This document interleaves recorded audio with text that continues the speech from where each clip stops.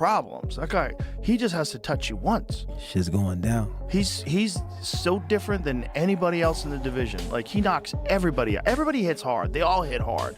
But that dude hits hard.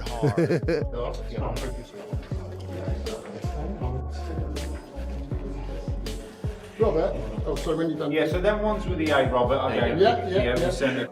Answer. AnthonyJoshua is Olympic champion. First. Jack Paul, it's sportsman, YouTuber, showman. Rolls Royce, Fiat. Joe Rogan has never been one to hold back his opinions, and his latest reaction to AnthonyJoshua sparring Oleksandr Usyk ahead of Jake Paul's fight has sent shockwaves through the combat sports world. On his podcast, Rogan dissected the bizarre yet intriguing matchup dynamics, questioning why two of boxing's most elite heavyweights would get involved in preparation for a spectacle-driven bout featuring Paul.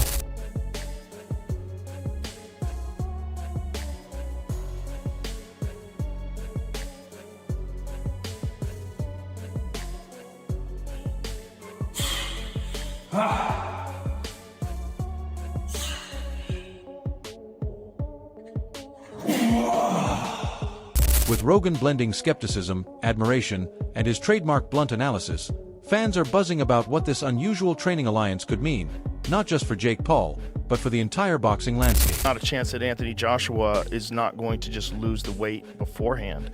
He's not going to come in drained. What he's going to do is just do extra cardio, and that's just going to make him more dangerous. He's going to be terrifying, and he's going to have a lot to prove. He's going to be very angry. Rather than preparing in the UK with his regular team under trainer Ben Davidson, Joshua confirmed at a recent press conference that he would train with members of Usyk's setup as part of his preparation for the December 19th fight in Miami.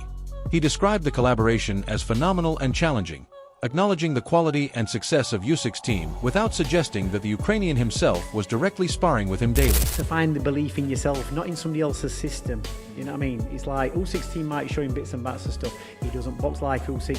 Can they train AJ to be similar to what Usyk's doing? AJ, you've got to pick out the best of what AJ does, and you've got to pick out the worst and improve the worst in him. And I'll say it time and time again.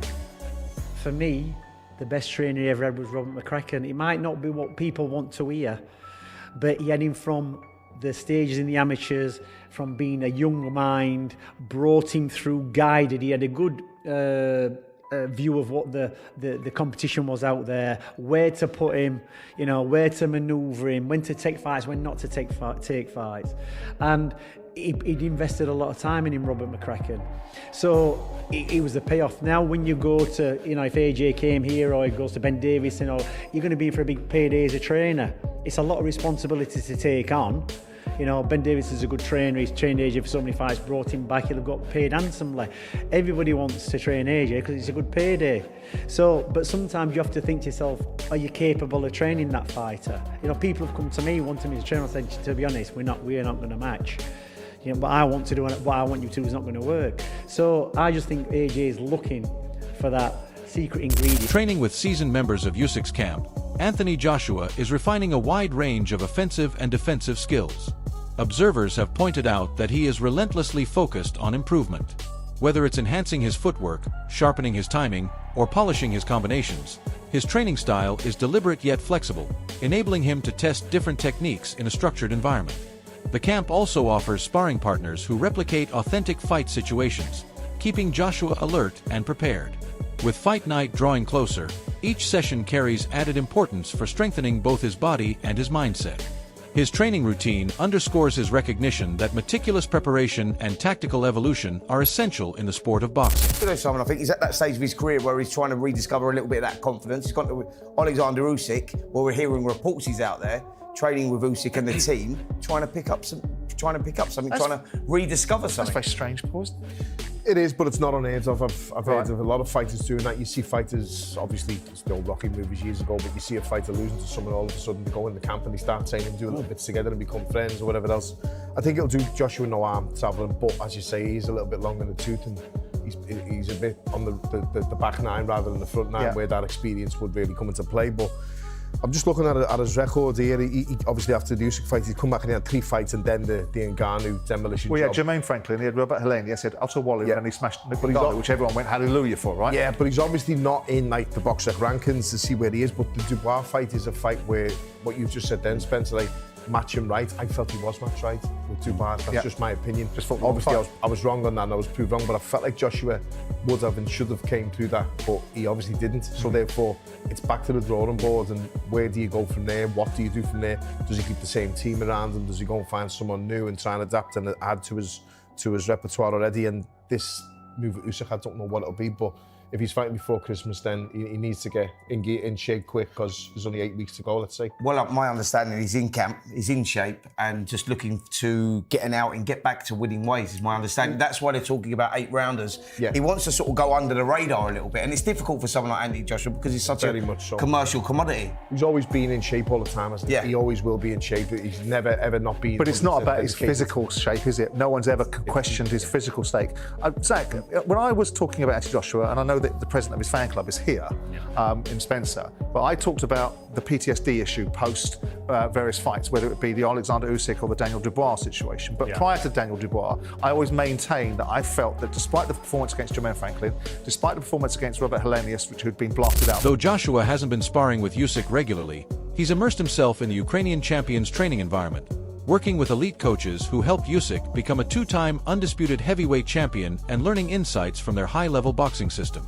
Joshua has said the move gives him great insight into someone who has achieved so much, suggesting it's a valuable step in sharpening his skills for Paul's unique style. Going to that camp just for Jake Paul, because he could have gone to fucking my camp to beat Jake Paul.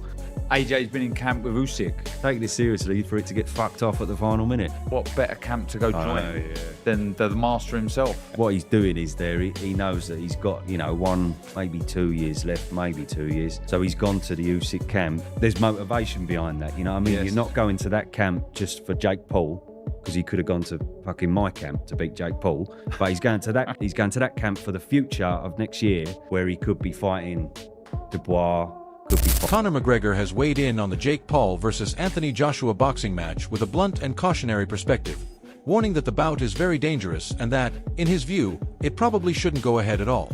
McGregor described Joshua as a heavy-punching man with serious power and depth as a former world champion, stressing that anyone who makes that walk deserves respect, but also acknowledging the physical risks involved for Paul. Despite his reservations, McGregor said he would respect Paul if he truly commits to the challenge, even as he questions whether such a high-profile crossover fight makes sense from a sporting standpoint. He's going to get knocked out by AJ though, isn't he? If he makes that walk, gotta give him his respect for that. It's very dangerous, It seems like Netflix are all over him. It's a dangerous sport, and you can't overlook that. Joshua's a big boy and a powerhouse. I've sat ringside and watched Joshua. That's a heavy punching man, and he's a happy and he's a good kid. He has an anger in him. He has a darkness in him, does AnthonyJoshua. And I don't think a lot of people suss that. So, the fight shouldn't go ahead. In my opinion, the fight shouldn't go ahead. If he does it... UFC President Dana White has weighed in with a scathing critique of the highly awaited AnthonyJoshua versus Jake Paul bout, calling it a mismatch that undermines the integrity of professional boxing. Never one to shy away from controversy, he questioned the legitimacy of a fight pitting a seasoned former world heavyweight champion against a YouTube sensation turned boxer. His remarks have sparked heated debates across social media, with fans divided over whether the matchup is a savvy marketing move or a blatant spectacle that diminishes the sport. White didn't hold back, suggesting that Joshua stepping into the ring with Paul doesn't make sense for boxing and could set a dangerous precedent where skill and experience take a back seat to fame and clicks. He argued that while celebrity fights might generate massive pay-per-view numbers, they risk turning the sport into a sideshow rather than a true test of athletic prowess. Be saying to him, mate, Anthony hasn't boxed for a year and a half. Mate, Anthony got dropped in his last fight. Anthony's head's all over the place. He's gone. So listen, fair fucking play. If he steps up and fights AJ, I will be the first to hold my hands up and go fair fucking play. He'd have to be crazy to do it. He would have to be crazy to do it. Jake Paul's never really fought anyone major, When's he going to step up and fight a real fighter? I mean, this would definitely be one way to kill that narrative, but it would be a dangerous one. If we're offered it, and the money that I know is inevitable in a fight like that, it would be very difficult for us to turn it down. And I know some people will find a reason to not like it and moan, but I'm just going to give it to you straight always. We were going to have a run out this year in an 8-rounder against someone in the top, I don't know, 120 on BoxRec that you've never heard of. We could have a run out against Jake Paul, end him in boxing forever, get rid of this whole little silly thing, and make about 50 or 60x in the process. How can you turn it down? So if it's real, there is a chance. Jake's won fights that I didn't think he'd win. And Jake has got a lot better over the last couple of years. He ain't in Anthony Joshua's league, that's for sure. The only way this fight happens, if it's a fight, it's a sanctioned fight. I mean, ultimately, it's a cruiserweight stepping up to fight heavyweight. I mean, previously, what did you have? You had a lightweight fighting a cruiserweight, but that was an exhibition. This is no exhibition. This is the 10-ounce big boys, and this is a real fight. We've already really got our plans with Turki Al-Sheikh for 2026, which is ultimately to fight Tyson Fury, but also to have another fight in February. We got the phone call to say, look, obviously Gervonta's out. Would you be interested in December? And the only other options we had for December was to do an 8-rounder on a card somewhere, which I didn't even know was going to happen. So I said to Nikisa, if you're truthful about this, which he assures me Jake is, then it could happen. So let's live in the real world, yeah? And let's just, everybody stay calm and make logical business decisions. What would you do, right? And please don't give me the, yes, but you have to think about the legacy here. You can't eat legacy, and legacy is so important. By the way, he's an Olympic gold medalist, a 2-time world heavyweight champion. The legacy's okay. I wouldn't let him not take this fight. I would push him in the ring to take this fight. So if you want to blame someone, blame me. Just relax. One, I don't even know if it's going to happen. Two, if it does, just relax. Enjoy us going in there for boxing and sticking one on his chin. We'll go back, we'll fight Tyson Fury, etc. So just relax. But how can you say no? Professional boxer Liam Cameron discussed public expectations regarding the fight.